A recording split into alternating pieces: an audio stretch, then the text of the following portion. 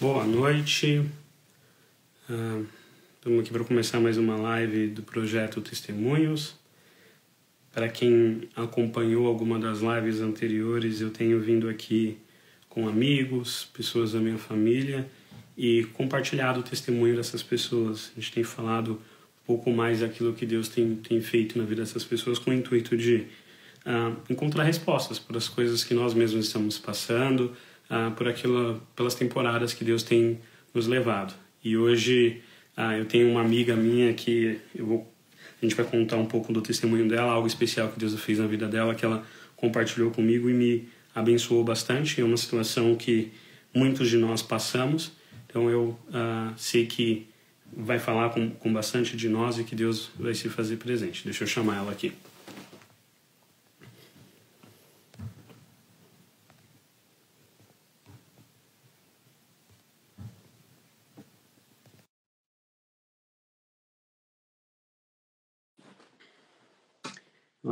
Chamei aqui, o Instagram vai trazer ela pra gente.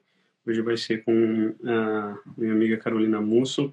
A gente vai falar um pouquinho sobre alguns aprendizados que Deus trouxe na vida dela enquanto ela lidou com uma fase de desemprego, de transição de carreira. Deixa eu dar uma olhada aqui que o Insta está chamando, mas não apareceu ainda. Deixa eu tentar de novo.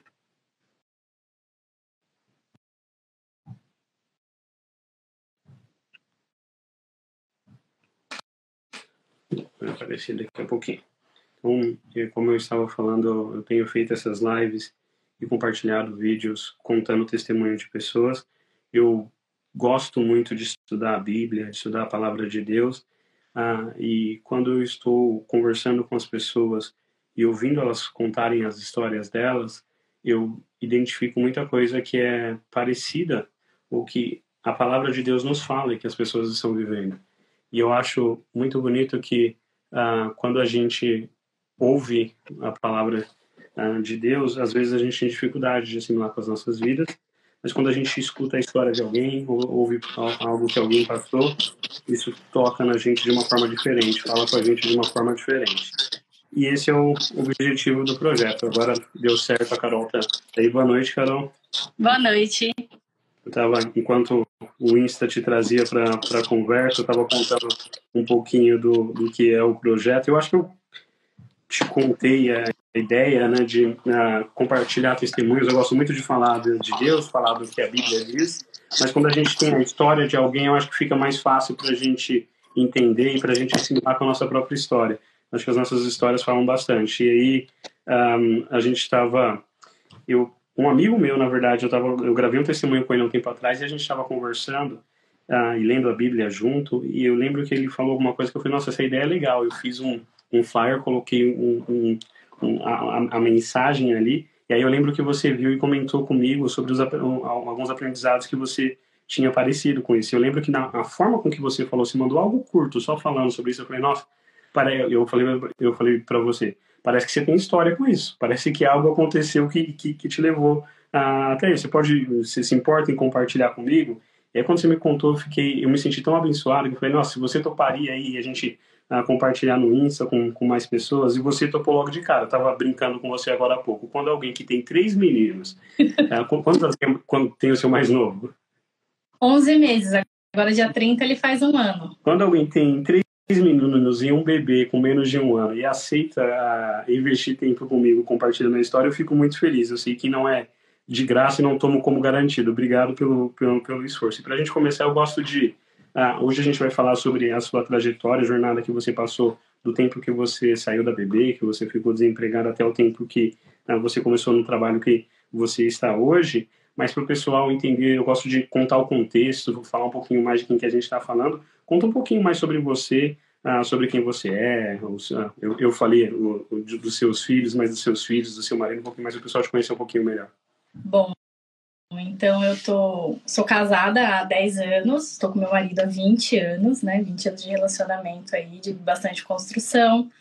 Nisso a gente tem 3 filhos juntos, a gente mora aqui em São José dos Campos já há 5 anos.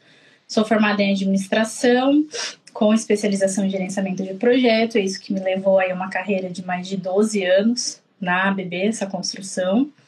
e que depois eu acabei, essa experiência contou demais, assim, para que eu mudasse minha carreira. Hoje eu sou militar da Força Aérea Brasileira. Trabalho na área de gestão institucional, então eu permaneço na minha área específica. Legal, né? Você falou, eu lembro quando eu vi sua postagem que estava quando você mudou, que você colocou no LinkedIn, eu acho que eu li oficial ou eu li tenente. É um negócio. Eu sempre admirei a carreira militar. E eu sei que o oficial, o tenente, é algo que não é. Acho que se tornar militar não é fácil. E essa posição também já é bastante coisa, né? Então, Deus. Eu lembro que me chamou a atenção logo de cara, porque não só que você tinha entrado na Força Aérea, mas a posição que você tinha entrado. Mas para a gente chegar até lá, contar um pouquinho mais da história, a gente se conheceu na BB, né? A gente trabalhou junto. Quantos anos você trabalhou lá? Eu trabalhei lá desde 2009. Então a gente entrou praticamente juntos. 19. Eu entrei em 2008. Eu achei que você tinha mais tempo do que eu lá. E você ficou lá até 2018? 2019, 20. 2019. E para 2020, janeiro de 2020. Eu lembro que quando eu voltei para beber no Brasil, o tempo que eu fiquei em Dubai, depois que eu voltei, você foi quem me recebeu lá em Guarulhos, me apresentou tudo, os restaurantes, a feira de sexta-feira e todas as coisas boas ali do bairro. Mas conta um pouquinho mais, você já até tocou nesse ponto, mas o que foi a sua carreira na BB? Um pouco mais de quantos anos você tinha, se você entrou como estagiário, coisas do tipo, e como que você vê a sua jornada, o quanto que isso te abençoou, o quanto que isso trouxe para sua vida? Eu vejo essa minha jornada desde muito pequenininha, porque eu estudava na prefeitura de Osasco. E a prefeitura de Osasco tinha por hábito, há muitos anos atrás, isso.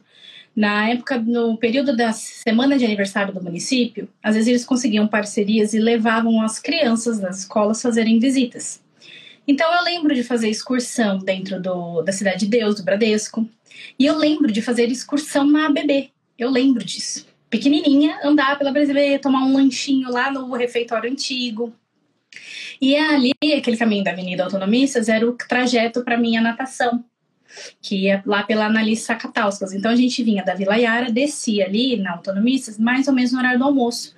E eu achava aquilo sensacional, ver as pessoas subindo de crachá, né, aquela rampinha que ia pro refeitório antigo, que hoje é o shopping, né, e falava para minha mãe, nossa mãe, que a minha mãe trabalhava num posto de saúde muito próximo de casa, o que proporcionava essa qualidade dela estar próximo da gente e levar a gente para essas atividades extracurriculares. E eu falava, nossa, mãe, deve ser muito bom morar e trabalhar tão pertinho de casa assim, né? Nossa, já pensou essas pessoas assim, se elas morassem todas aqui pertinho, igual você mora perto do trabalho? E eu sempre falava isso. E aí eu lembro que eu vi pelo portal da faculdade, quando começa aqueles estímulos de estágio, eu tinha entrado, na verdade, na cultura inglesa, em 2008, e fui fazendo o processo da BB e acabei entrando. Na época, nossa, tive a honra de ser contratada pela Edise Toreta, né? Conhecer ela pessoalmente, entrevista, nossa, meu Deus, né? Então, dali para frente eu firmei o pé. A faculdade sempre teve um incentivo também muito grande, então eu conheci sobre gerenciamento de projeto na faculdade. Quando a gente ia para as optativas, a gente tinha a oportunidade de assistir ali meia hora, 40 minutos. Entra numa sala ali e vê do que o cara tá falando. E eu peguei um professor que foi ex-diretor da Bosch. E ele trabalhou muito com gerenciamento de projeto. E eu vi uma paixão, assim, tão doida. E um pouco que ele foi falando, eu falei, nossa, é isso. Eu não quero trabalhar em banco, eu não quero trabalhar em escola. Eu quero esse negócio aí, bem legal, bem diferente. E fui, graças a Deus, aí minando todos os caminhos. Então, hoje, né, com a maturidade de hoje, eu fui vendo um dos primeiros testemunhos onde a palavra tem poder, né? Então, você vocalizar mesmo, verbalizar aquilo que você quer e ir tomando posse, aceitando, faz com que as coisas cheguem em você. É impressionante isso, né? E com isso... Deixa eu te... Eu não ia falar isso, mas você lançou a semente no meu coração com o que você me falou. E eu falo bastante isso. Se você olhar na Bíblia, em Gênesis, a forma com que a Bíblia descreve a criação do mundo, o mundo se fez em palavras. Deus disse que haja luz, e houve luz. Que haja os animais. O ser humano é aquilo que Deus coloca a mão, mas a criação ela foi feita através de palavras. Jesus é descrito como verbo, como uma palavra. Olha o peso que as palavras têm, né? E a palavra que você lançou ali na sua infância foi uma semente que foi crescendo e lá na frente... Você consegue imaginar quantos anos você tinha quando você foi nessa excursão na UDB, coisas do tipo? Eu fui na terceira série, eu tinha de 9 para 10 anos. E quando você foi trabalhar, como você já estava na faculdade, quando você foi para bebê, você já devia ter uns 20? É, por aí.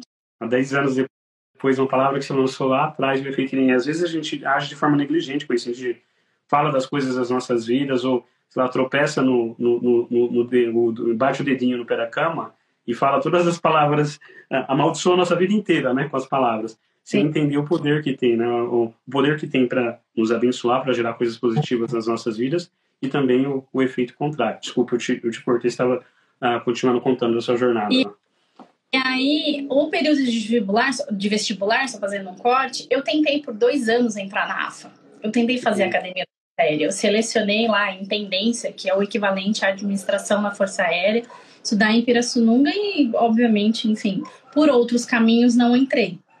Mas ainda ficou aí um sonho guardado. Eu já tinha tentado essa porta, né? E aí, acredito que por maturidade, por etapas, a gente tem o nosso caminho a ser trilhado que a gente não sabe bem ao certo qual é. A gente só vai, né?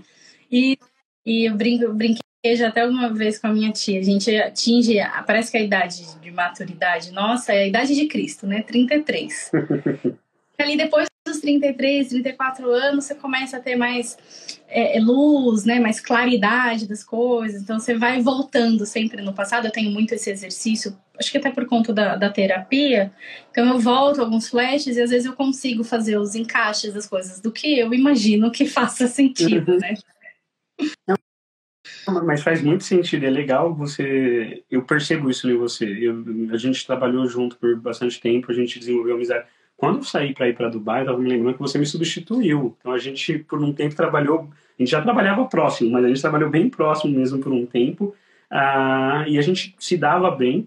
Mas quando você me mandou mensagem nesses últimos tempos, deu para perceber algo muito diferente. Você falou essa maturidade, isso é algo que dá para perceber no seu falar, o aprendizado, a sabedoria, e foi até o que me incentivou a convidar você para compartilhar esse testemunho. Aí você contou toda essa parte legal da sua trajetória na BB, o quanto foi importante. Eu também tive algo parecido, que eu trabalho com logística, e eu estava estudando e exercendo isso dentro da BB, então eu pude ver de perto aquilo que eu estava estudando. Foi muito importante para o começo da minha carreira. Mas você chegou num tempo na ABB quando a gente estava falando em 2019, 2020, quando você saiu. E quando você estava me contando o seu testemunho, você falou quão difícil foi essa fase, né? E dá para entender melhor ainda agora, que eu não sabia dessa parte, de como foi um sonho desde lá dos 10 anos entrar, e é com a gente. Às vezes a gente sonha com alguma coisa, com alguma fase, algo que a gente quer viver, e aí Deus determina que ali chega um fim para aquela fase. E é muito difícil aceitar isso, e acho que isso foi algo que você falou em das nossas conversas que me chamou bastante atenção. Acho que você descreveu como um período de luto. Conta um pouquinho mais do que foi isso. Quando o fato realmente aconteceu, eu, obviamente, de primeira eu não aceitei. Eu não admiti. Eu corri por todas as opções internas e externas para tentar uma outra área, uma realocação interna, qualquer coisa assim, e não consegui. E aí eu tenho uma comadre, a madrinha do Luiz, a Mari Gonzalez, ela é psicóloga, e ela me deu, assim, de presente a Mariana Marco, que foi minha terapeuta por todo esse processo. Então, as Maris foram muito importantes na minha vida, porque justamente me apresentaram todas as etapas desse processo demissional. Então, a fase da negação, todas aquelas fases que a gente está acostumada. E dentro do laudo que ela pôde identificar, a minha situação era tão crítica, porque eu estava num puerpério, né? Então, eu teoricamente estava retornando da licença maternidade após 7 meses. A gente ainda não sabia, né? Mas já tinha uns sons de pandemia já desde dezembro. Por se tratar de uma multinacional, é óbvio que não necessariamente vai abrir todos os motivos ali pretos no brancos para os funcionários, né? De repente não tinham nem essa autonomia ainda de abrir esse tipo de assunto. Enfim, e aí foi proporcional isso, a um luto, a um término de relacionamento, algo que eu não aceitava, eu não queria. Eu passava dias e dias com discursos, com textos prontos para eu argumentar, ficou faltando a minha parte, a minha fala, né, o meu direito. Aí ele não existe, é um negócio, né, um contrato. Quando uma parte já não interessa mais, ela quebra esse contrato. Então eu vivia exatamente esse luto. Eu via as postagens, eu não conseguia me desconectar, eu mandava mensagem para as pessoas, eu perguntava como todo mundo estava. Eu queria me sentir próxima, ligada. Mas a vida tem que seguir e a gente tem que ir para frente, né? E com isso, passados ali alguns meses, né? Passado ali mais ou menos uns 2 meses, enquanto a gente pensava numa recolocação, já se determinava um lockdown, uma pandemia efetivamente. E aí veio uma primeira virada de chave, algo que no tempo de faculdade eu falava que, nossa, jamais, não é meu perfil, etc. Nunca que eu vou empreender, eu me vi empreendendo para tudo quanto é lado. Porque eu também não sou uma pessoa muito inquieta, eu não sei ficar parada, vendo as coisas acontecerem e não fazer nada. Então, a partir daí, eu conheci a parte de venda direta com um produto cosmético, né, de uma das marcas famosas aí que a gente conhece. Eu consegui abrir canal, com isso eu consegui abrir canal para vender semi-joia. Com uma outra amiga eu conseguia vender roupa. Então, tava assim, para tudo quanto é lado. E gerando... Você falou algo que eu quero pegar um gancho, 2 partes nisso, né? Primeiro da fase do luto, e como Deus tem... Eu estava conversando com um amigo semana passada sobre isso. A avó dele faleceu há menos de um mês, eu acredito. E ele foi para...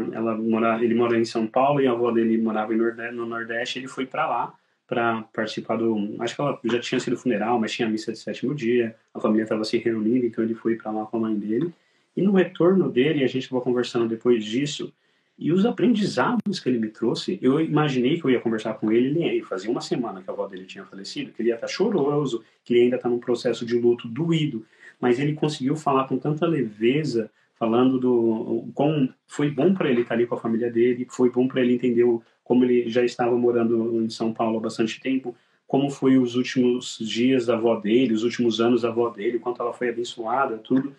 E a gente muitas vezes não tem noção de como o processo do luto pode nos abençoar. A gente chegou num provérbio enquanto a gente conversava, que acho, na verdade no livro de Eclesiastes, Salomão fala que uma casa com luto, uma casa que está em funeral, que às vezes ele preferia estar ali porque ele tem aprendizado. Então, quando as coisas estão indo tudo bem, a gente se acomoda e a gente não aprende. Mas quando as coisas começam a ficar difíceis, quando a gente passa pelo inesperado, por aquilo que a gente não gosta, isso traz um aprendizado e libera coisas em nós, que aí era esse o gancho que eu queria fazer, como a fase que você começa a empreender, mas eu quero voltar um pouco em algo que você falou da terapia, que você tinha apresentado, o quanto isso te ajudou, o quanto isso permitiu você enxergar outras coisas na sua vida que, pela forma com que você descreveu, isso abriu a sua mente para você tentar algo que já estava dentro de você. Quão importante foi a terapia para te ajudar com isso? Para trazer autoconhecimento, né? A terapia, ela finca pra gente os nossos valores e princípios. Então, permite com que a gente escolha melhor para onde a gente vai. Então, vou te dar um exemplo. Hoje, independente do cenário, eu não tenho, por exemplo, coragem, vocação, interesse, mesmo que financeiro, de trabalhar numa empresa que comercialize cigarros. Não é algo dos meus valores e princípios, entende? Então, eu não fui para empreender antes, porque é óbvio, porque é medo. Porque aí volta um pouco na nossa conversa. Não era maravilhosa a vida na BB? Não era confortável? Poxa, de garagem a garagem, de vaga a vaga, eram 3,5 km. Onde você tinha supermercados, shoppings. A gente estava numa grande metrópole. Poxa, o que não, a gente não tem acesso? A gente está numa empresa, né? Estava numa empresa bem remunerada, com estrutura, que te dava garantias. Então, você podia viajar, você podia fazer o que você quisesse, comer. Se naquele instante, aquele dia, por mais que você não... A gente tem juízo, é diferente. Mas se naquele instante você quer sair... Exatamente. E quer comer uma coisa super diferente, caramba, você pode. Mas a gente não vê isso. a gente vai se acomodando, né? A gente não se testa mais, cai na rotina, cai no dia a dia. E certas provocações do mundo a gente acaba não tendo mais. Então, essa fase, né, em pós-luto, de redescoberta, porque aí você tem a dificuldade de identidade mesmo. Então, assim, para quais empresas eu vou procurar? É empresa mesmo? É concurso? É empreender? Então, eu fui justamente aproveitando desse cenário para buscar de outras coisas e me conhecer. Eu confesso que eu admiro. Eu já tinha informações sobre o empreendedor, mas o empreendedor brasileiro a gente tem que tirar o chapéu 5.000 vezes, né? Para um empreendedor sobreviver aí, ele tem que passar pelo 5º ano para você falar assim, olha, o cara venceu, ele está indo um bom caminho. E demanda muito, né? E isso é exaustivo. Então você tem que se expor, você tem que falar, você tem que dar a cara a tapa. Você fala, oi, e aí, quer conhecer esse batom? Quer ver as coisinhas que eu trouxe? Hoje eu trouxe novidade. E a interação social é algo que gera um esgotamento, né? E durante a pandemia isso foi mais difícil ainda. Tinha que fazer por esse mecanismo. A janela era o celular, né? Então, como vender pelo celular? Foram vários conhecimentos nesse sentido. E até justamente para enfrentar toda essa conjuntura na estrutura familiar. E eu lembro que eu me castigava até muito, porque a gente estava num condomínio que tinha lá parquinho, quadra e tinha piscina. E às vezes estava um dia lindo, e aí minha psicóloga perguntava, e aí, o que você já fez por você hoje? Aí eu, já entrei no LinkedIn, já não sei. Não, vou perguntar de novo. O que você já fez por você? Aí eu falei, não, sei lá, comi?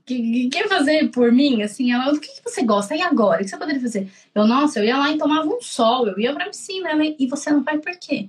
Aí eu, ué, porque eu tô desempregada, eu tenho que procurar emprego lá. E desde quando? Eu lembro dela falar bem com essas palavras. Na piscina do seu prédio, o pessoal pede o quê? Uma carteira de trabalho?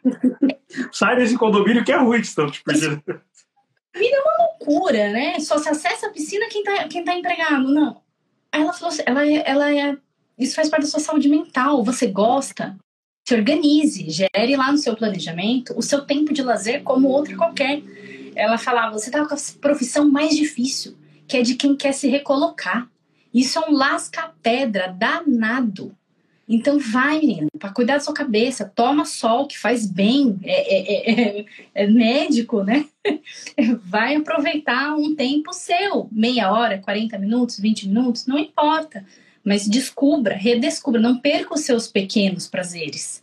É legal você falar isso. Eu acho que desde a época da pandemia, eu comecei a fazer terapia e desde então eu faço, e para mim tem os mesmos benefícios que você escreveu. Desafia a gente olhar para a nossa identidade, as coisas que a gente está se apegando, a nossa forma de pensar, algumas coisas. Porque, principalmente quando a gente se trabalhou lá há 10 anos, é fácil e é natural, talvez, com que a gente atregue a nossa identidade ao nosso trabalho. Se perguntarem quem é você, naturalmente você vai começar a descrever, olha, meu nome é tal, tenho tantos anos e eu trabalho em tal lugar, eu faço isso em tal lugar. Mas será que nós somos isso? Essa é a posição que Deus nos permitiu estar naquele momento. E são várias outras coisas na vida que a gente vai passando, problemas na infância, tem gente que tem que lidar com o divórcio dos pais, ou vários problemas de família e coisas do tipo, que vão acumulando nas nossas vidas e que nos impedem de enxergar as oportunidades que estão na nossa frente agora, ou aquilo que Deus nos permitiu viver agora, que nem a piscina que estava do seu lado. Tem uma parábola que Jesus conta que ela é muito famosa, que é a parábola das sementes. Jesus fala que um homem foi e jogou sementes em diferentes solos, e aí ele descreve alguns tipos de solos e fala que tem um solo que dá fruto. Todos os outros solos, tem solos que a semente não chega nem a acontecer nada, vem um passarinho leva, tem outro que começa a crescer um pouquinho, mas tem espinhos e não dá fruto. Mas tem um solo bom, o solo que é fértil, dá fruto com essas sementes. E os discípulos falam para ele, não entendi. O que quer dizer isso? O que isso tem a ver com a gente? Aí Jesus explicam assim, olha, a semente é a palavra de Deus. O solo é o seu coração. Se o seu coração não tiver bom, a palavra de Deus não vai ter efeito nele. Quando você olha no grego, a palavra que é utilizada para coração, ela descreve as nossas emoções, a nossa mente, os nossos desejos. Então, a gente para olhar as coisas que aconteceram na nossa vida e a forma com que a gente pensa hoje, assim, talvez eu precise de ajuda para processar isso. Talvez eu precise de ajuda para limpar o meu coração, para tratar o meu coração, porque não adianta eu ir para a igreja 20 vezes na semana com o coração ruim, com o coração machucado, porque aí, como Jesus falou, a palavra vai ser lançada, mas ela não vai dar fruto. A igreja, Jesus, o Espírito Santo tem o poder de nos limpar, de limpar o nosso coração, de purificar. Mas às vezes Deus vai escolher tratar o nosso coração numa terapia. E aí eu acho que hoje nós estamos melhor como sociedade quanto a isso, mas ainda existe muito preconceito com terapia, com se descobrir, com aprender, com tratar a mente. E é muito importante, como eu disse, Jesus falou, se o solo, o seu coração não estiver bom, a palavra vai cair e não vai ter fruto, porque o seu solo não está bom. E aí você vê da forma com que você descreveu, né? Passar por esse período que te forçou a fazer a terapia, a tratar, a se conhecer e a ver coisas que você podia ajustar. Tipo, a minha terapeuta no começo me falava algumas coisas bem parecidas com o que a sua te falou. Assim, vai pra praia, vai fazer não sei o que. Eu falei, nossa, eu achava ruim, reclamava com ela tudo, e depois eu parei um tempo e falei, como eu sou besta? Porque o remédio, o exercício que estão me pedindo para fazer é para ir pra praia. É para curtir mais a vida e eu tô achando ruim. Deve ter alguém que ela fala que você é preguiçoso, levanta, vai fazer alguma coisa da vida. Me falam para curtir e falam, putz, eu devo estar muito quebrado mesmo na minha cabeça, porque eu não consigo sair para desfrutar. É atrelado a mérito, né? A gente nunca é merecedor, que a gente vem das nossas criações, vem daquilo que a gente viu na nossa infância. A gente tira fotos e guarda numa caixinha. E isso vai constituindo a gente. Aí cabe a gente se conhecer e fazendo uma descrença, uma desconstrução dessas coisas que já não cabem mais na gente para poder seguir. Tem um pastor que eu acompanho que ele fala que é como a nossa essência, quem Deus nos fez para ser, é como se fosse um presente dentro de uma caixa. E uma caixa muito bonita, compatível com o presente, com a beleza, com a coisa incrível que Deus nos fez para ser. Só que com o tempo, as situações da vida vão como se fosse chutando, pisando naquela caixa, vai amassando, vai destruindo, vai machucando aquela caixa. E há um momento que você precisa abrir aquela caixa e retirar a essência, retirar o presente, porque a embalagem já não corresponde mais com ela. E a nossa mente, as nossas emoções, é uma analogia que parece com as nossas vidas. São muita coisa que acontece, como você brincou, né? Quando você chega nos 33 anos, muita coisa já aconteceu na sua vida. Tem muita coisa que aconteceu com aquela embalagem, com aquilo que Deus fez, que talvez seja a hora, em vários momentos da vida, a gente parar e olhar. Será que eu entendo a essência que Deus me deu, quem eu sou? E esses momentos de desafios, um desemprego, uma mudança de alguma coisa na vida, nos permite parar e voltar para isso, né? Procurar entender quem eu sou, quem Deus me fez para ser. Será que eu estou vivendo tudo aquilo que Deus tem para minha vida?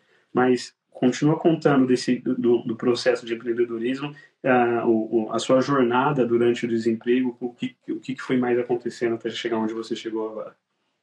Aí eu tive, por meio dos meus primos, né? Eu tenho o marido da minha prima serve aonde eu sirvo também, e ele passou essa dica. Ele falou, olha, a FAB também pega os oficiais temporários, pessoal que já tem uma experiência de mercado, enfim, fica atenta que vira e mexe eles abrem concurso. Acompanhei, teve lá a divulgação no site, eu me inscrevi. Como teve a pandemia, teve uma nota de que o concurso estava suspenso e a coisa rolou. Beleza, eu deixei de canto e segui. Aí a gente já tá chegando em setembro de 20. Aí um belo dia lá, outubro, novembro, as coisas já mais reaquecidas, né? Eu já até fazendo algumas entrevistas. Eu falei, deixa eu ver como é que ficou isso aqui, né? Cara, o processo tinha corrido. Chamaram as pessoas, a coisa... E eu fiquei de fora, eu fiquei, meu Deus, como eu pude ser tão negligente? Eu mesmo tentei, eu mesmo abandonei. Não, mas tinha nota. E aí você fica tentando se auto-justificar pra você mesma, né? Vira aquela confusão na cabeça. Exato. E nisso eu acabei conseguindo uma oportunidade numa imobiliária. Justamente, o dono da imobiliária tinha trabalhado em grandes empresas e o que chamou a atenção dele foi eu ter o ABB no currículo. E ele queria porque queria, fizemos lá nossas propostas e tal, mas no dia a dia era uma empresa familiar, era outra coisa que eu não me encaixava corretamente. A gente sabe de onde a gente veio, é muito diferente. E aí eu ficava ficava com aquilo na cabeça de que isso aqui é temporário, isso aqui é para eu me dar tomar um fôlego, dar uma estabilizada para continuar a seguir em frente. O ano virou, eu estava lá na imobiliária, houve uma nova abertura de processo no comecinho de dezembro, eu me inscrevi de novo para a FAB e fiquei atenta ao processo. Né? É um edital, ele é bem extenso, você precisa de ajuda para ler. O processo já se inicia na interpretação do edital. Seja lá qual concurso for, o processo, né, a seleção já começa ali. E aí eu lembro que no dia 25 de janeiro, eu sou muito apegada a datas, eu não sei porquê, funciona assim. Era o dia que, a princípio, a empresa, né, ia falar, a imobiliária ia falar se ia me efetivar ou não, porque eu estava nos 90 dias de experiência. E eu já tinha um monte de exame médico para fazer, o meu concurso tinha evoluído, assim, horrores. E aí a gerente veio, a outra sócia veio conversar, agradecer a oportunidade, mas que não iam ficar comigo, porque realmente não tinha uma incompatibilidade aí de perfil. E eu lembro de eu não manifestar assim, nada, zero. De eu não ter passado a mesma coisa que eu passei pela DB. Eu tava assim, tudo bem então, ok, sejam felizes, eu vou ser feliz aqui, vocês aí e tal. E voltei para casa assim, nossa, agora eu tenho todo o tempo do mundo para me dedicar e uma segurança financeira para conseguir chegar lá. Só que aí começaram de novo pequenos lockdowns, as coisas iam fechando e abrindo e foram mexendo aí. A gente já está em fevereiro de 21, né? E aí era para ter uma etapa, postergavam por mais 2 semanas aquela etapa, porque bem ou mal eram etapas onde se aglomeravam candidatos, era um processo seletivo, né? Voltado aqui para o Vale do Paraíba, mas nacional. Gente, eu tenho uma colega de turma que é de Manaus. Ela veio de Manaus para o processo aqui. E aí eu ficava assim, meu Deus, nisso passava março, né? Os meses ali, dias que viravam meses, e um dia eu ganhei um livro do padre Lancelot, eu acho que é o do Cerco. Eu peguei o livro. Acho que já me falou dele, eu acho que é o Lancelot.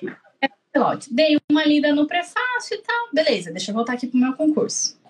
E a coisa indo, e chegou numa etapa que eu precisava comprovar de qualquer forma, não valia somente a CTPS. Eu tinha que comprovar com uma documentação da empresa o que eu tinha feito, com a assinatura do RH, ou do chefe imediato, com carimbo, uma série de coisas até assim pra gente já hoje arcaicas, né? Então, papel de uma gramática assim, praticamente celta. E aí eu fiquei, meu Deus. Essa parte, Carol, deixa eu te perguntar uma coisa. Quando você falou eu lembro quando você me contou a história, quando você começou a estudar para o concurso, você me falou algo que me chamou muita atenção. Quem que você pediu para te ajudar? Que você contou que você chamou seus pais e o seu marido. Eu empreendi. Porque me tocou numa forma bem específica. Para mim, um edital para eles. Cheguei com o edital assim na mão e falei assim, olha, eu preciso da ajuda de vocês. Isso aqui não é para qualquer um. A gente precisa tentar debulhar esse negócio. Não dá tempo. Não tem o que fazer. Eu lembro que tinha questões que eu perguntava para tias que são formadas em direito e pedia ajuda e apoio, porque olha, meu Deus. Então aquilo foi mantido assim a 7 chaves. Aquela questão de manter dentro de casa mesmo. Então era eu, meu marido, meus pais correndo em cima da coisa pra fazer dar certo, porque ali eu vi assim, eu falei, agora eu vou entrar, agora eu preciso fazer dar certo, eu vou provar pra mim mesma que dá certo. Me chamou a atenção quando você falou disso antes pra mim, porque me criticam às vezes, mas eu já tô em paz com isso de eu ser meio que boca fechada com os planos que eu tô fazendo. Então, quando eu fui sair para Dubai, tipo, o pessoal ficou sabendo quando eu estava já assinando o visto, as coisas do tipo, estava pronto para ir já. Sim. E eu tenho uma postura muito próxima ao que eu aprendi a viver da forma como você está descrevendo. Assim, eu trago quem Deus está me dizendo que faz parte daquele plano, quem eu sei que vai orar por mim, e eu me fecho ali e vou viver os planos ali, e conforme Deus for me dizendo para compartilhar, eu vou falando, ou quando der certo, já tiver tudo, as pessoas vão ver o resultado, não vou precisar nem falar. E eu vejo hoje, principalmente na nossa geração com Instagram, com Facebook, com tudo, as nossas vidas, tem muita pessoa que se expõe muito. Os planos são colocados ali a pessoa, ela pensou, ela nem examinou a ideia, ainda ela vai lá e já joga em uma rede social, algo do tipo, e tem um rei na Bíblia, o rei Ezequias, que Israel tinha prosperado, foi muito abençoado, e ele tinha muitos tesouros. E ele teve um tempo que ele ficou doente, ele melhorou, e aí o rei vizinho, o rei da Babilônia, manda uns mensageiros para ele e fala: que bom que você ficou bem, tudo. Ele falou: aproveitando que você está aqui, vamos dar uma olhada em tudo que eu tenho aqui. E ele mostra o reino inteiro, mostra todos os tesouros, mostra todas as coisas, e o pessoal vai embora, volta para a Babilônia, e o profeta vem para ele e fala assim: quem é esse pessoal aí? Não, o mensageiro do rei da Babilônia, gente boa, mandou um pessoal aqui para me saudar. Eu mostrei tudo para ele. Mas daqui a alguns anos eles vão voltar e vão levar tudo. Porque eles vão dominar essa nação e os tesouros que agora você mostrou serão levados para lá. Às vezes a gente abre a nossa vida para pessoas que não estão ali para somar. A gente é boca aberta, tudo, e acaba trazendo, se atrapalhando, dificultando. Deus tem o poder de trabalhar com qualquer adversidade, mas às vezes tem alguns sofrimentos que a gente não precisava passar. Algumas pessoas que dificultam a nossa vida ou que vão ser contrárias, no seu caso, poderiam ter havido pessoas que fossem te dizer: não, mas será que faz sentido para você ainda? Não, continua a carreira naquele sentido. Quando você se fecha com quem Deus te chamou para colaborar com você, você vive aquilo que Deus tem para você, ao invés da perspectiva, da visão dos outros. Exatamente. E eu te interrompi na hora que você estava falando dos documentos que você precisava apresentar para o concurso. E é exatamente isso. Essa era uma outra escolha difícil, né? Porque no momento de desespero, do cumprimento de prazos da documentação, sabendo da dificuldade, sabia que estava todo mundo em home office, sabia que não tinha pessoas, sabia que ninguém andava com carimbo e papel timbrado no bolso, ninguém mais. As empresas já tinham evoluído para a era dos QR Codes, né? Enfim.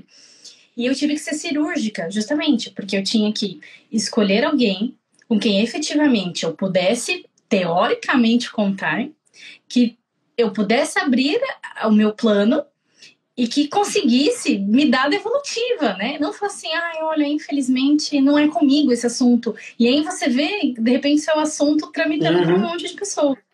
E eu não tive dúvida, porque muitas pessoas falaram isso, mas estrategicamente falando, o Aldo teve uma grande parcela de influência nisso, o Aldo Carrasco, porque eu lembro muito bem dele me abraçar, dele me dar tchau e falar assim: para o que você precisar, conte sempre comigo.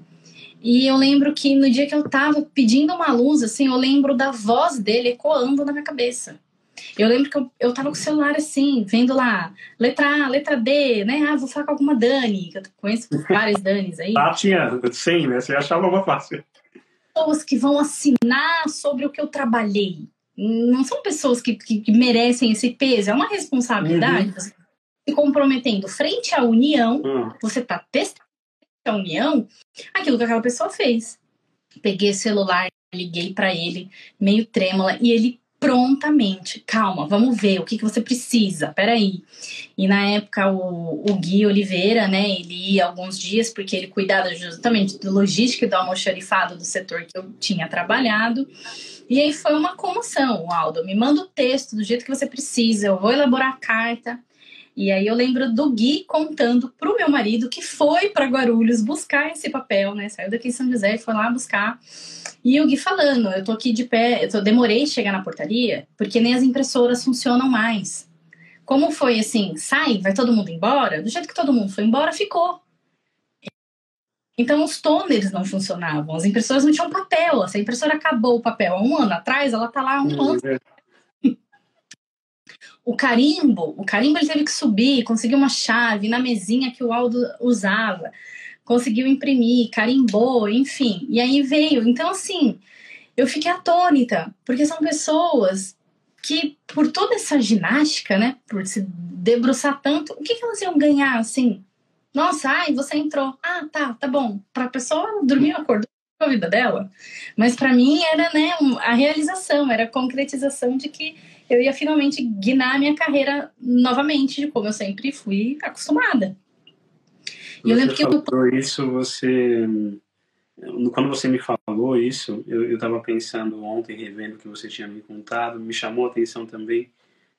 E a forma bonita com que você fala, porque você entende o favor de Deus através dessas pessoas sobre a sua vida. Assim, eles não tinham nada a ganhar.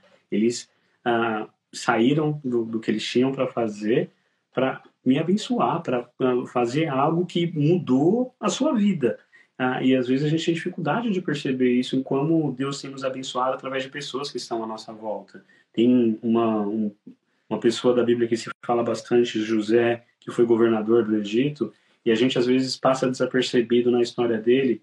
José passou por bastante coisa. Ele foi escravo, ele foi prisioneiro, mas é incrível como Deus sempre abençoava ele através das pessoas. A Bíblia fala que quando ele foi escravo no Egito, o dono da terra onde ele trabalhava achou favor com ele. Ele olhou e viu algo diferente em José e resolveu abençoar ele, colocar ele em uma posição de liderança.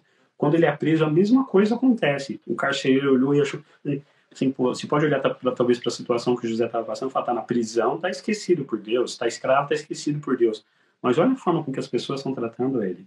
Às vezes a gente não percebe o quão nós somos abençoados e o quão essas bênçãos se manifestam através das pessoas que Deus coloca à nossa volta. Uma pessoa que sai do seu caminho, age de uma forma diferente, e se a gente não tomar cuidado, a gente acaba até atacando e sendo ríspido com essas pessoas que estão ali para nos abençoar. Davi, que matou o gigante Golias, a Bíblia fala que tinha um exército de frente a Golias, e ninguém queria lutar com ele. E quando Davi vem para conversar com os irmãos dele que faziam parte do exército, pergunta o que está acontecendo, ele fala, não, eu vou lutar com ele. O irmão dele fala, você só quer aparecer, você só quer a fama, você só quer isso. Mas assim, o irmão dele estava jogando para baixo quem estava ali lutando por ele. Davi estava lutando pela nação, ele estava fazendo o que talvez o irmão dele deveria ter feito. E ao invés de dar suporte, de falar, nossa, vamos lá, eu vou orar por você. Não, olha, você só quer a fama, você só quer tudo.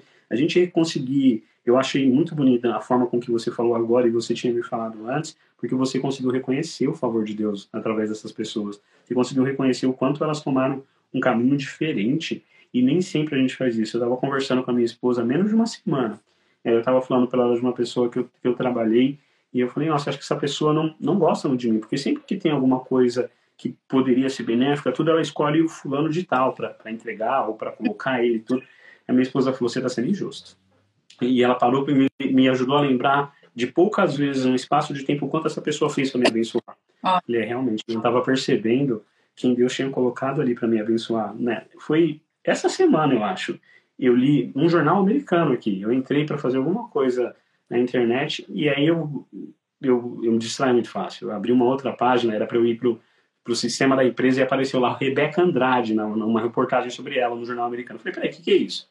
Aí eu fui olhar e o jornal falando assim, ela é uma vencedora, mas ela não teve sozinha. Desde a infância teve gente por ela. Eu falei, o que ele está querendo dizer aqui? Ela falava da família, tudo. Mas contou a história de um rapaz que ela pegava o ônibus com a irmã dela quando ela começou a praticar ginástica, e o rapaz parou, viu a roupa e falou, o que é isso? Qual que é a festa, a fantasia? O que está acontecendo aí? Não, eu tô... A irmã dela fala que falou, naquele momento eu sabia que minha irmã ia ser uma campeã. Porque ela falou assim para ele, eu estou indo fazer ginástica, praticar, porque vou ser campeã um dia. Falou, olha, grava isso, você vai ver na televisão e eu vou ser campeã. E aí o jornal coloca assim, a parte mais impressionante não era essa convicção que ela tinha. A parte impressionante é que o rapaz acreditou. E o rapaz acreditou em tal ponto que ele encontrava a irmã dele no ônibus, ele começou a pagar a irmã dela no ônibus, ele começou a pagar a passagem. E falava para ela assim, olha, o dinheiro da sua passagem você guarda para comprar um lanche para ela, para ajudar ela no treinamento, falar para ela não desistir e tudo. Assim, olha o peso que Deus permitiu que esse rapaz tivesse na história dela.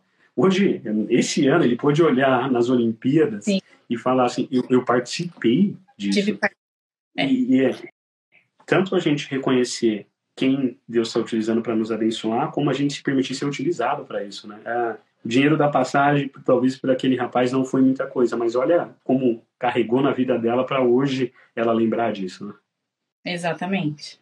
E conta mais do final do processo da declaração. Você falou que os meninos te ajudaram, teve toda... Eu não tinha imaginado que foi utilizar uma impressora de novo depois do Covid, até você me falar do papel, da tinta, do toner, tudo. Mas você me contou que mesmo depois de você ter a declaração na mão, ainda tiveram desafios, né? Mesmo depois quando você entregou. Sim, aí teve o dia de entregar toda essa documentação original. E aí eu lembro que na banca, né, você ia passando por várias pessoas, recebendo, então gente que pegava mesmo, pega seu diploma e vê a gramatura do papel, e põe contraluz, e avalia, estuda mesmo. E aí chegou, fatídico, um civil lá que ia avaliar junto com um sargento a minha declaração. Começaram a pegar a declaração, ia olhar, ia revirar. E aí você tá numa arquibancada, no auditório, tem assim umas 300 pessoas atrás de você, porque sobe um a um, né, minucioso. Onde vem esse papel? Da empresa que eu trabalhei. Não, mas quem que é essa pessoa aqui? Foi seu chefe? É o chefe do RH? Falei, não é meu chefe, não é o chefe do RH, foi meu chefe imediato na época, quem atesta, né, todas essas... Mas essa assinatura aqui, fulano, olha essa assinatura, não tá com cara de impressa? Que pressão. Foi com caneta? Ele assinou na sua frente? Eu falei, a pandemia não me permitiu isso. Eu moro em outra cidade, eu só solicitei para a empresa e recebi a declaração conforme edital. Eu já fui começando até a ficar um pouco alterada, né? Porque aí eles estão questionando a tua idoneidade. E você tá rapidamente rebobinando tudo que todo mundo... Rebobinando, eu sou da fita cassete. Todo o curso todo mundo fez para alguém ter a audácia, né? O topete de falar, não, você ainda tá falsificando isso aqui. Caramba, se fosse para eu ter todo esse trabalho, eu não ia... Para eu falsificar todo esse trabalho. Eu não ia dar pra falsificar bem assim, eu não precisava entrar aqui, poxa. Exatamente. Não, faz o seguinte, eu vou reter sua declaração, sim, mas me dá o telefone desse Aldo aqui. Aí meu Deus, me dá o contato, eu vou querer falar com ele. Aí taca arranjo um papel, caneta, e deixa. Aí eu falei assim, com quem mais eu posso deixar isso aqui? Porque eu quero a garantia, então, agora, que vocês vão fazer contato com ele. Que vocês vão pedir. Falei, e vocês vão falar o quê com ele? Olha só, eu dentro de uma unidade militar querendo... Começou a apertar, eu aperto de volta. Quando eu vi, eu já falei. Exatamente. Aí o rapaz, não, a gente vai pedir um comprovante dessa assinatura, alguma coisa que bata e valha e tal. Aí eu lembro que eu peguei uma sulfite, cortei ela em 3 e entreguei em 3 lugares específicos. Olha, esse papel aqui, a banca vai pedir, é o telefone, anota meu nome, não sei o quê. E um dos caras, assim, bem órgão público, né? Tipo, deixa aí seu papelzinho e tal.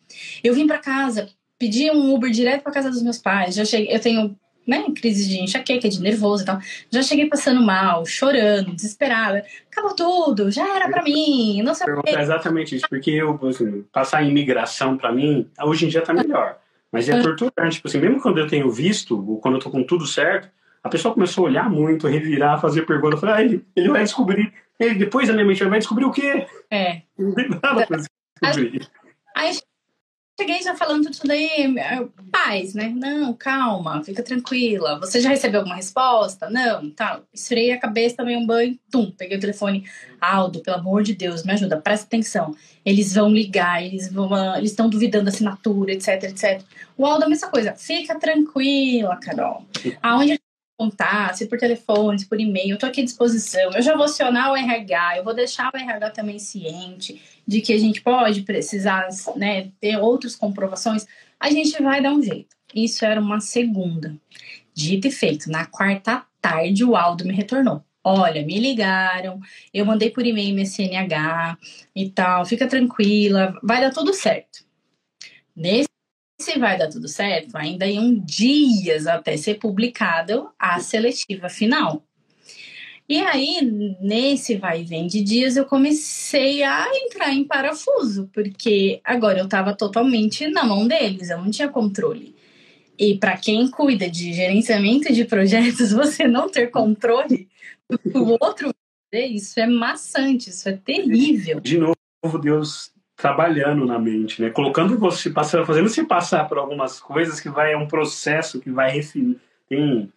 Acho que tem um versículo que ele fala que o fogo, quando ele passa, o ouro, quando ele passa pelo fogo, ele é refinado, ele retira as impurezas. E Deus faz a mesma coisa que a gente coloca em umas situações, você achava que você tinha controle, eu vou te mostrar que você não tem. E uma coisa que você me falou quando você me contou a história é que como esse período foi fazendo com que os recursos que você tinha guardado vai aumentando, comece a acabar. Você falou que você até começou a vender as suas coisas para poder fazer isso. Conta um pouquinho mais, que eu até te falar por que eu faço a pergunta. Porque eu vejo, e recentemente eu estava conversando com algumas pessoas que eu conheço, e tem casos até de pessoas que estão com problemas de saúde, que falam assim, olha, eu estou com problema de saúde, eu preciso de ajuda financeira, que não sei o quê. Mas e se iPhone na sua mão, mano? Isso aí é carão, né? Isso aí compra quantos tratamentos esse? Ou eu estou desempregado e eu não consigo dinheiro agora para cumprir os meus projetos. Mas e esse tênis, rapaz? Esse tênis aí Pô, eu tô trabalhando, não tô com um tênis tão bonito quanto esse. Conta um pouquinho disso, porque o que você descreveu parece um processo de refinamento que Deus faz, nos força a passar às vezes, porque é aquilo que a gente falou de identidade, às vezes a gente coloca a identidade naquilo que a gente tem, né? E aí você tem que abrir mão daquilo, dá uma crise. Como que foi esse processo para você? A questão da segurança, né? Então eu já não tinha mais data de quando eu ia entrar. E mesmo de quando você entra, até você ser remunerado, se passam 3 meses. Então não basta você entrar. Você tem que ter uma renda para se manter até sua primeira remuneração cair. Diferente de alguns outros concursos, às vezes publicado em diário oficial, dá 48 horas, você é remunerado. Esse não é o caso. E eu fui só descobrir isso ao longo do processo.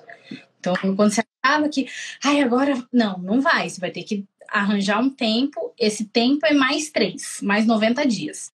E eu comecei a vasculhar os armários e ver, assim, todos os desapegos, justamente. Eu gosto de falar, uma bolsa. Nossa, eu não tô indo pra lugar nenhum de bolsa.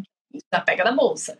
Achei de novo o bendito do livro do Cerco de Jericó. E o livro... Ele foi aparecendo para você em momentos específicos, né? Foi colocado. Eu li e tal. Eu falei, tá, ok, beleza.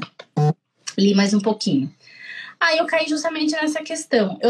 Eu tinha um teste físico, fiz um teste físico, e para esse teste físico eu acabei sendo fominha, né, na época, e adquiri um smartwatch do momento lá.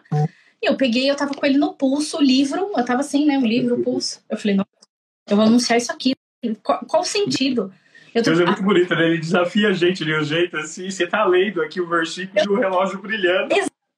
Exatamente. Você tá me pedindo resposta, então olha a hora da resposta. Olha a hora, literalmente. Hora da resposta. E peguei, anunciei o relógio. E vendi, assim, em minutos. Porque eu já tava conhecendo muita gente, por ter as vendinhas, muito grupo e tal. Aí a mesma coisa, eu com um fogão lá maravilhoso e tal. Gente, eu também não tô precisando disso aqui agora. Vou gerar mais uma. Para ver se essas reservas me geravam conforto para eu aguentar vencer as etapas. E aí vendi o fogão, peguei uma parte do fogão. Aí com 1/3 do valor do fogão, eu comprei um outro usadinho de uma outra pessoa que tava passando um perrengue lá no condomínio e fiquei com aquele fogão. O negócio foi cascateando, né? E eu peguei firme para fazer o tal do cerco. Ele tem um capítulo que é para você fazer ele em 7 dias. E era o prazo para eu ter a resposta do edital. Eu falei, gente, eu vou tentar isso aqui para acalmar meu coração. E eu fui. E hoje eu consigo dizer assim que acho que foi a primeira vez que eu aprendi realmente de repente, a rezar, a pedir direitinho. Parece que foi... Não que assim, eu fui atendida, mas que eu fiz com capricho, eu fiz com dedicação. Eu parei o meu tempo para fazer aquilo. Não quando você fala assim, eu vou deitar agora e vou dormir, e vou rezar. Aí você começa, Pai Nosso, que no outro dia você nem lembra em que parte do Pai Nosso você dormiu. Porque Eu sou evangélico, né? A gente fala muito de ir em monte, essas coisas. A pessoa fala assim, você tá indo no monte orar? Eu tô orando no monte de coberta. Eu fico deitado ali no monte de coberta e tô orando dali. Eu falo, esse parar e dedicar tempo para orar, parar e dedicar tempo, não só para você falar para Deus o que você quer, mas deixar Ele falar com você. Você estava lendo o livro, tudo. Eu não consigo imaginar o quanto o relacionamento com Deus cresce passando por algo do tipo. Sim. E essa é a questão do deserto, né? E eu consegui ver o quanto eu passei por um deserto, o quanto eu estive várias vezes ali, a ponto até daqueles questionamentos, né, pequenos que a gente faz. Por que Deus? Por que eu? Por isso, hoje eu tenho noção do porquê. De toda aquela vida que eu já tinha, hoje eu tinha noção, né, que já era fácil, era cômoda, estava tudo maravilhoso. Então a gente tem que ser desestabilizado para que a gente se mexa, para que a gente corresponda com aquilo que Deus imagina que a gente vai fazer com as nossas próprias vidas, né? E hoje com a vida da responsabilidade dos nossos filhos e do quem a gente convive ali diariamente. Nós somos todos corresponsáveis, no mínimo. E eu lembro que quando... 2 meninos ou 3? Você já tinha o terceiro? Você tinha 2? Tinha 2, isso. Mas ainda assim, já é assim, tá desempregado com 2 filhos, já é uma pressão, assim. Exato. Já é bem diferente. Para quem sempre teve tudo ali em cronograma, tudo certinho, bem acompanhado, já é um choque para justamente mostrar que a gente não tem controle de nada. Não é a gente que cuida e zela das nossas vidas, né? Quem faz isso não dorme, não descansa. Esse versículo é muito lindo. Às vezes a gente esquece disso, né? Mas, não, será que ele... uma vez eu nadei com uma baleia. Deus me abençoou de um jeito que eu passei o ano novo nas Maldivas. Tinha milhas quando eu estava morando no mar e tudo. E o lugar é muito... a beleza daquele lugar é a natureza. Você vê como se Deus estivesse desenhando ali na sua frente. E quando eu fui nadar com a baleia, ela tinha uns 15 metros de comprimento, toda preta, e umas bolinhas brancas nela. Você nada a poucos metros dela. E eu ficava olhando aquilo e falando assim, olha como Deus é maravilhoso. Ele não só fez esse peixe gigante, mas ele pintou com bolinha. Assim, olha o nível de detalhe dele. E toda vez que eu lembro disso, às vezes eu estou passando por alguma coisa, mas será que vai dar certo? Será que Deus vai fazer alguma coisa? Assim, olha o Deus detalhista com quem eu tenho um relacionamento. Se ele pegou aquele peixe gigante e foi pintando com bolinha, ele vai deixar a minha vida, ele vai falhar, ele vai deixar de fazer algo bom por mim, e a gente perde a noção disso, como você falou, né? Aquele que cuida de nós não dorme. E às vezes a gente vai passar por situações para entender isso, porque naturalmente a gente não entende. Quando a gente estava no conforto, a gente não entendia. Exatamente. E aí, e eu gostei do link que você fez com o Cerco de Jericó. Então chegou nesse período que você começou a fazer o propósito seguindo os 7 dias e orando de uma forma mais íntima, de uma forma diferente do que você sempre tinha feito. E como foi a partir daí? Aí o tempo passou rápido, passou confortável. Lembro que chegou o grande dia e só às 4 horas da tarde daquele dia. E quando eu vi meu nome, meu Deus, nossa, aí foi uma explosão. Aí foi que tudo se acalmou. Parece que a sensação de batalha vencida, né? E apoio dado. Foi uma experiência, assim, muito única. Ver o seu nome publicado num diário oficial é, assim, é surreal. É surreal. E pelo que você falou, era um sonho que você tinha desde lá dos 20 anos, né? Antes de você entrar na BB, você já tinha um sonho disso, né? Exatamente. Inclusive, até tá me assistindo, eu lembro do meu primo, do Lê, falando. Quando ele prestou o ITA, ele chegou a fazer, ele falou assim, eu nunca me senti tão burro saindo de uma prova como essa. E eu fiz 2 anos a AF e eu falava, meu Deus, o meu primo tem total razão, eu concordo muito com ele. É muito difícil. É muito difícil. E até para você conhecer sua capacidade, né? Passar por tudo isso e passar, é o que você falou, ver o seu nome lá, não é em qualquer lugar, né? É algo difícil, disputado, tudo. Passar pelo deserto. E é isso, né? Você falou bastante de deserto quando a gente conversou antes. Os aprendizados do deserto, isso ficou marcado na minha cabeça. Você vê Jesus passando pelo deserto. Antes de Jesus viver os 3 anos de ministério dele, fazer todos aqueles milagres, aquelas coisas incríveis que a gente vê, ele foi pelo deserto. O que acontece depois do deserto é incrível, é maravilhoso. Mas você tem que passar pelo deserto. Ele te prepara para isso. Né? Exatamente. Para você ver o seu nome ali como você viu e ver o quanto Deus te abençoou. Entender o quanto Deus te abençoou. Né? Tanto é que a ponto de, assim, eu não tenho, a gente fala do reclamar, né? O clamar 2 vezes. Eu não tenho coragem, eu não consigo. As pessoas às vezes estão lá, só que, a comida do rancho, o sol, a Martinha fala, gente, vamos. Parece, né, até falso, não sei, mas tá tudo bom, tá tudo ótimo, assim. Nenhuma instituição é perfeita, né? Todas galgadas em homens, então vão ter suas falhas, vão ter seus erros, aquela brincadeira clássica, né, de só troca CNPJ, enfim. Real, o que eu vivo já, né, desde que eu entrei na Força é isso. É um ambiente que vai de encontro com os meus princípios e valores, tal qual eu vim da ABB, né, tal qual as questões de compliance são fortemente enraigadas no mesmo sentido, onde a lei, a legislação se faz presente a todo momento, a toda ação, né, que a gente vai tomar. E isso é o que gera o conforto para que eu siga na minha carreira profissional, né? Eu gosto disso. Eu gosto desse senso, desse norte, né? De saber que eu estou num lugar que me gera isso. Aí, é bonito ver a conclusão e como você fala hoje do entendimento, porque talvez seja mais do que a beleza o quanto o lugar que você está é compatível com você. Mas se você não tivesse passado por todo o processo que você passou, você não se conheceria. E aí é aquilo que a gente falou, tem pessoas que não importa onde estão, elas estão reclamando. E talvez ela não tenha se descoberto. Então, quando a gente passa por um processo e a gente conhece mais de si mesmo, a gente começa a entender melhor que não é só todo o CNPJ que é imperfeito. Eu sou imperfeito. Então se eu estiver lá, não vai ser perfeito. A gente começa a enxergar coisas que nos permitem levar a vida com mais leveza, com mais confiança em Deus.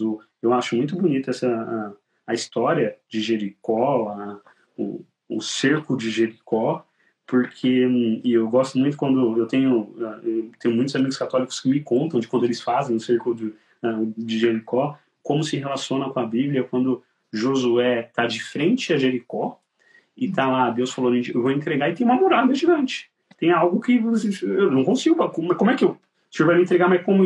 E aí Deus dá uma instrução para ele que é incrível. Você vai marchar em volta da cidade por 7 dias. Você olha, talvez, uma muralha que é maior do que uma das maiores da sua época e tudo. E essa instrução de Deus, você vai andar em volta dela. Você vai louvar em volta dela. No último dia, você vai adorar no 7º dia. E ela está compartilhando com a gente sobre o testemunho dela, de como ela passou por uma fase de desemprego e uma transição, começo de uma fase nova na carreira, na vida dela, que foi que ela aprendeu bastante, um processo que Deus ensinou muito para ela, e ela está compartilhando os ensinamentos com a gente. Voltou. Ele não tinha isso, né? Eu já fiz 2 horas aqui, mas ele resolveu deixar interessante hoje. É engraçado que eu estava falando do Muro de Jericó, né? Recentemente eu mudei para cá, para os Estados Unidos, eu te falei um tempo atrás, e foi um transtorno, foi um processo. Passei 2 meses e meio sem ver minha filha e minha esposa sozinho aqui. Nossa. E chegou perto de acontecer, eu falava, Deus, agora elas vão vir. Deus falava, ainda não está pronto. Você não está pronto. E a última coisa que faltava, para aquilo que eu entendi que precisava, era o carro. Eu fui, peguei o carro, tudo, saí da concessionária, o termômetro do carro começou a dar problema. Falei, não acredito. Era a última coisa que precisava, tudo. Aí eu liguei, eles pegaram o carro, falaram, fica com esse aqui emprestado, a gente vai ver, não sabe o que está acontecendo e tudo. Aí eu cheguei revoltado em casa. Eu falei, Deus, era a última etapa. E aí Deus me parou e fez assim, agora é hora de você adorar. Você passou por tudo isso, agora é hora de louvar. Você comprou um carro hoje. Eu te entreguei aquilo que eu falei que você precisava para receber a sua família. Você vai permitir um termômetro de te impedir de louvar? Aí eu falei, agora eu vou louvar e vou louvar com tudo que eu tenho. Na semana seguinte eu estava no Brasil para buscar minha família. Mas quando a gente está perto da bênção, quando a gente está perto desse 7º dia do cerco, às vezes vão acontecer coisas para nos distrair, né? E é nessa hora que a diferença é, eles marcharam 7 dias ali em volta. No 7º dia é a hora que você louva. É a hora que você adora com tudo que você tem. E você vê Deus trazer a muralha para baixo, né? Ver o poder da adoração. E pelo que você estava falando, foi isso, né? Você passou por esse período de quando você saiu na VB até você começar a trabalhar nas Forças Armadas. Foi quanto tempo? A Carol me mandou mensagem aqui dizendo que caiu por causa da bateria. Então a gente vai encerrar agora, depois eu junto os vídeos, mas deixa eu juntar aqui um resumo dos aprendizados que a gente teve com a Carol hoje. Ela compartilhou através da história dela, dessa transição de carreira, que Deus utilizou um período de desconforto, um período em que as coisas não eram como ela esperava, para trabalhar na vida dela, para mudar bastante coisa, para que ela se conhecesse e para que ela conhecesse mais de Deus. Então é essa mensagem que a gente quer deixar hoje. Graças a Deus a gente viu a história da Carol, ela passar por esse período difícil e ser abençoada no final. E a gente falou sobre deserto, né? Deserto é associado com prova, com dificuldade.